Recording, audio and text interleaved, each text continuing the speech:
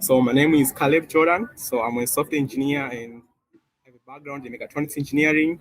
And also I'm an active open source contributor to the Python ecosystem in Tanzania. So also I'm a blogger. I write technical articles at kalebjournal.dev. So I'll start with my first topic, which is like presenting about the open source in Tanzania. So I'll go through history, what is happening, and the future of open source in Tanzania. So let's start. So we all know now, like the world breeds open source.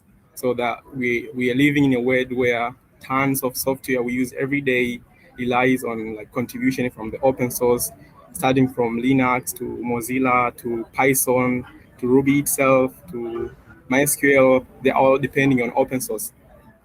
So this shows us how open source is very crucial for maybe development of maybe as African, as Tanzanian.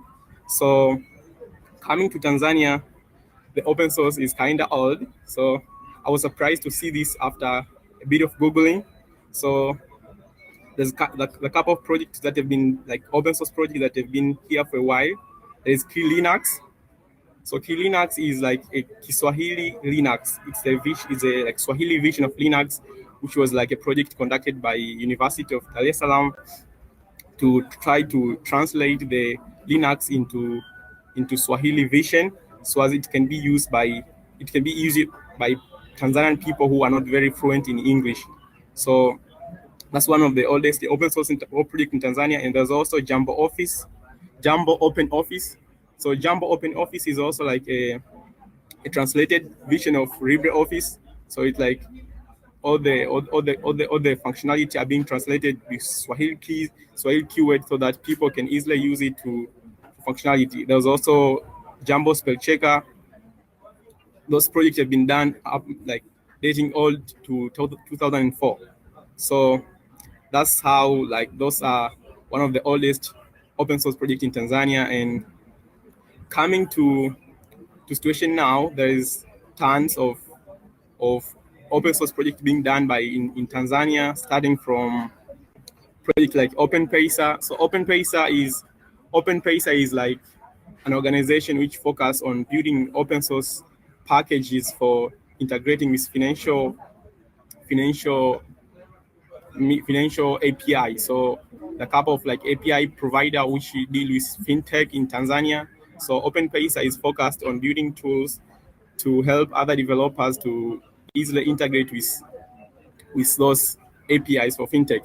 There's also PySwahili, which is like this PySwahili. I started PySwahili. So PySwahili is like the Swahili version of the Python programming language, which focus on like helping people who are not fluent in English to easily get started with programming by coding Python with Swahili keywords.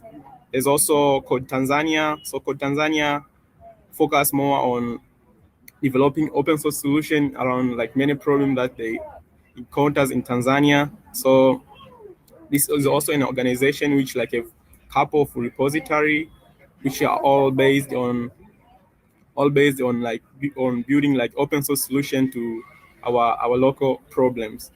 There's also Open Map Development Tanzania. So Open Map Development Tanzania focus more on mapping.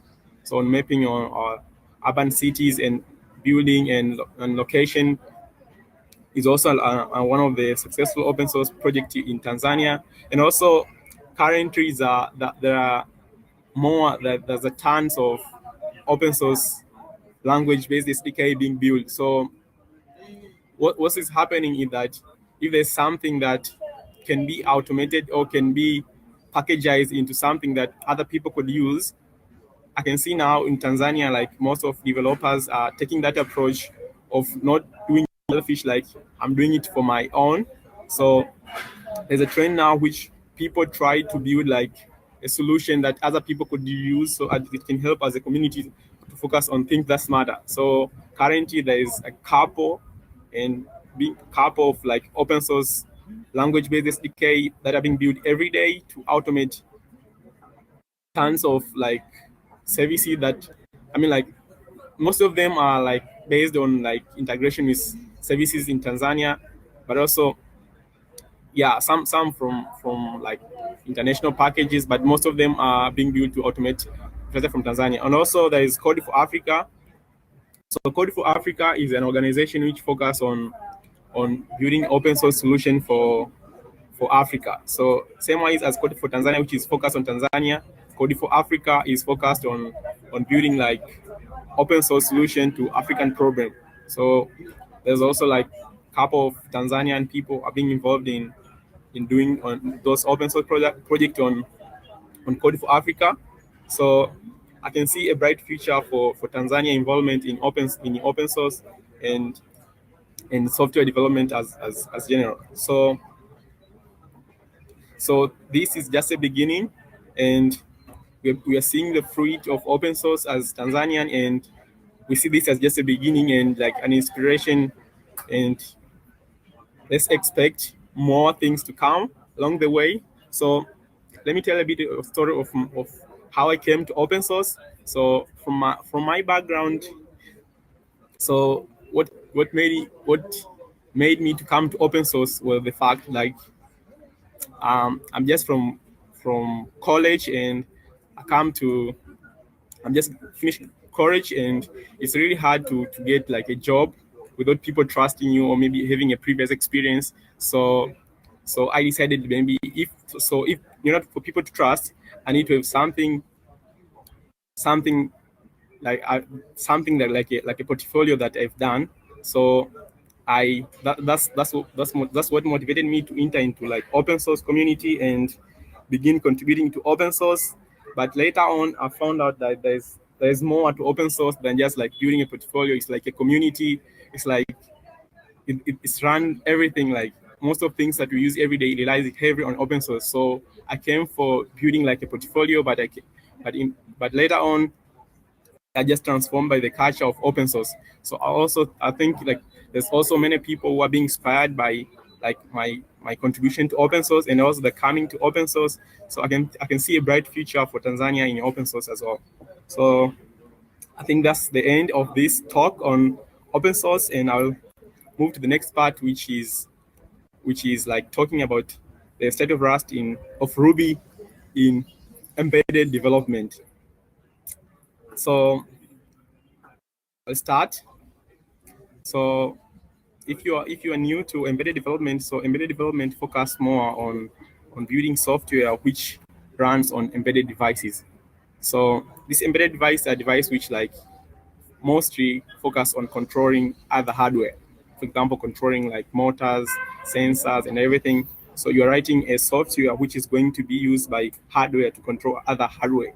So normally we're programming like software which maybe, I mean, like the only maybe a website. So it's purely software, and you're not seeing something like moving around. So with embedded, you're programming this little hardware which are going to controlling other hardware. So like maybe robotics and automation and everything. So we're going to talk about like how Ruby how Ruby is involved in a embedded development. So why Ruby? So when it comes to embedded development, because it's like involved programming these like memory constrained devices.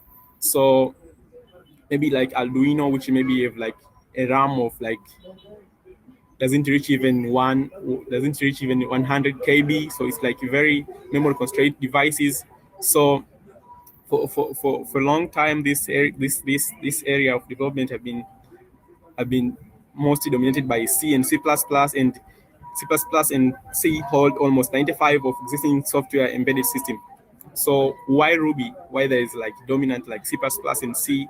So with trending to time, we are seeing like the increase in computation power, maybe in computation power of this hardware nowadays. Like as time goes on, this hardware come with more like memory computing capacity compared to the hardware back then. So there is like a chance for higher level language to play a part in embedded. So because like this like embedded is being done mostly on C and C++, what is happening, because these are very low language, and sometimes it can be hard to program and for people to come to embedded with C and C++. So with doing like embedded with language like Ruby is very high level and like very expressive, very readable. So it's like easier to develop because like it's like conscious and very like plain English. So it's also increased like faster development. So doing the same thing with C++, it can take you a week, but you can do it in a day with Ruby because like you don't deal with those memory bugs and like yeah. So memory management and also maybe like that's the point. Also with Ruby we can see like because it's very high level, so it can offer like a potential for quick prototyping of like your project ideas, and maybe or you're trying to just prototype like your embedded project, maybe satellite or whatever, or maybe kind of a robot.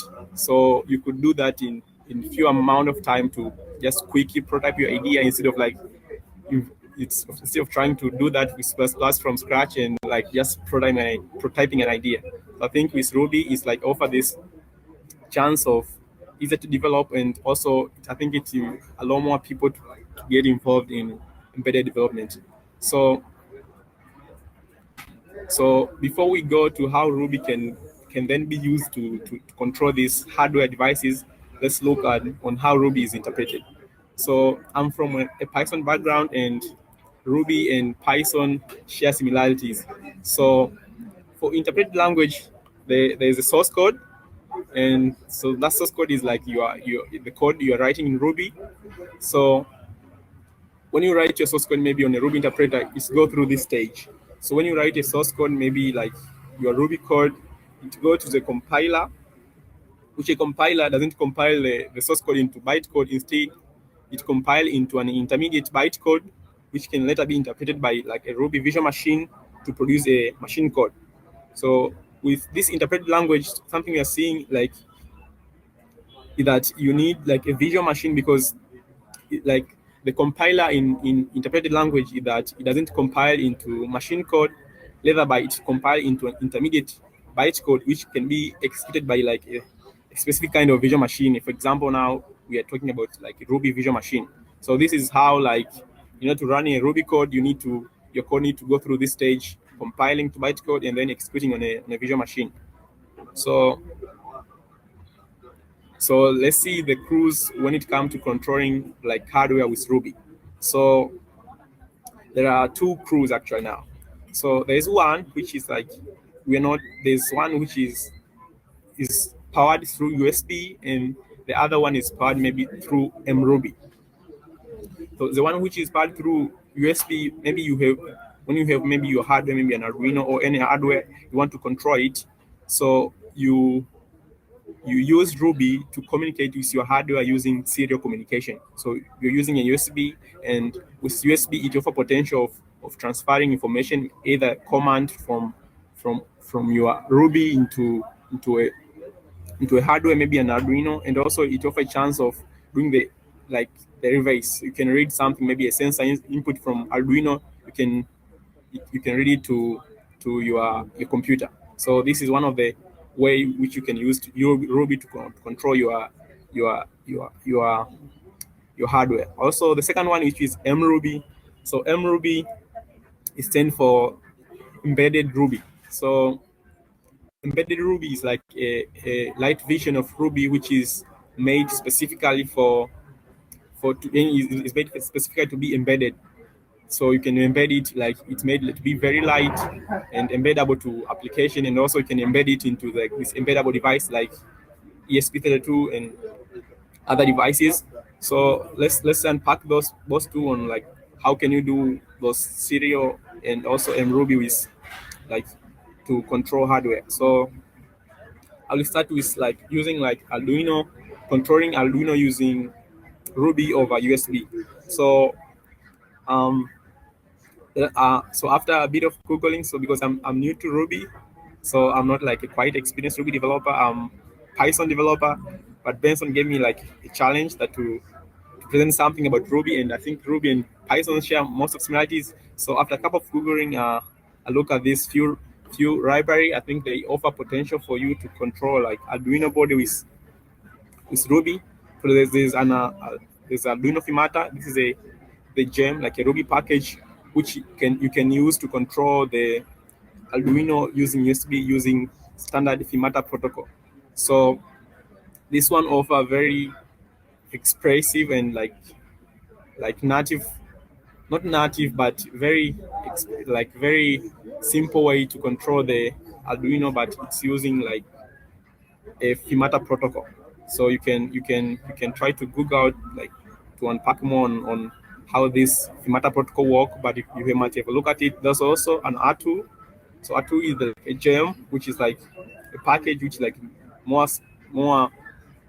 focused on controlling various kind of hardware using Ruby. So with R2 you can control Arduino. There's also a drone, so it supports like a couple of other hardware. So and also with R2 and Arduino, you can also you can do that using serial communication. You can also do like hardcore using serial port. So both like R2 and Arduino Fimata use like serial, but they are more higher level. But you can also go to the backbone and use serial as serial to send command manual to the body and also read from the body. Okay, so that is how you can control using USB. And also there's a second option which you can use MRuby. So as we've explained earlier, the steps involved in interpreting Ruby. So with MRuby, it's designed to be lightweight and embeddable to these memory concept devices like ESP32 and other memory concept hardware. You can also embed it in application. So what can happen with MRuby? MRuby you can compile your. So these are two stages involved in running your Ruby. So there's this stage from source code to intermediate code, and the second stage from bytecode to visual machine. So with MRuby, you can do this process on your machine, like your laptop. You can compile your source code to bytecode, and then use this bytecode to embed this bytecode to your visual machine, or maybe on your hardware. Maybe it's like ESP32. So you embed this hardware, and so it's like you can port a lightweight version of Ruby, this MRuby, into your hardware, which doesn't have all this previous part. And also you can also trim other libraries that you don't need. So it goes into the hardware, very lightweight. So when you compile your into bytecode, this process this bytecode you can embed it on your visual machine, on your hardware, and your hardware will only consist of VM to interpret the bytecode. So it's offer a way to really embed your Ruby code into your hardware. So that's also I was trying to just like a quick hello word on how this MRuby works. So maybe you have like your simple Ruby file, like maybe just printing, launching. So you can use MRuby to compile. So MRuby C to compile your code into a bytecode. So you can, so after compiling, I can preview here that the bytecode generated, and also you can run it. So on this example, I made a mistake. I should not use this Ruby to run this Herald. I should use like Ruby to run like this generated X code. But like that's how you do. So this is like a mistake here. So that's how like MRuby works. Because of time, I'll not be doing like the hardware demo on controlling those hardware. Yeah. So I think that's the end of my talk. So if you have any question, like, you're welcome. Thank you. If there's anything like maybe you'd like to know on embedded or on open source on open source community in Tanzania, you're welcome for any question.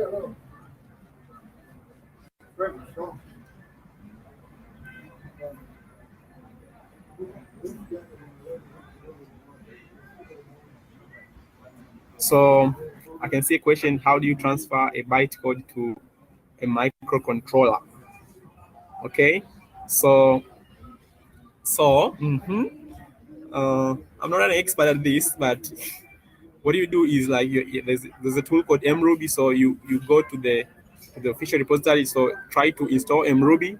So MRuby have like a kind of a documentation on how you can use like a normal USB. So that I can think you can use like you do the same ways you use USB, but USB you're not using to communicate with your board. Maybe it's ESP32. You're using like you're uploading your bytecode into your device, and then when you upload your bytecode into a device, it can execute on the device, not on your computer. So that's the main difference between MRuby and USB. So you're using a USB to upload your bytecode into your hardware.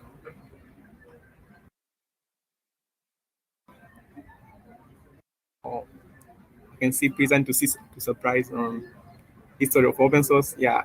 So I was even surprised. So yeah, I was even surprised. Like I didn't knew this before this conference. So after diving deeper into like history and everything, I came to find those cool, interesting project. So that's really okay. You asked a question, TT. Okay, so I think it depends on the device you're using, because like for example, if you're using ESP32, ESP32 comes with like with a Wi-Fi module on it. So with Wi-Fi module and you have an internet connection, you can decide which protocol to use. Maybe it's like MQTT, 0MQ, or HTTP. So it's like it's up to you to choose which protocol to use, as long as your hardware you're using to code with MRuby support in like have like Wi-Fi support or internet support. So I think that's the answer to your question.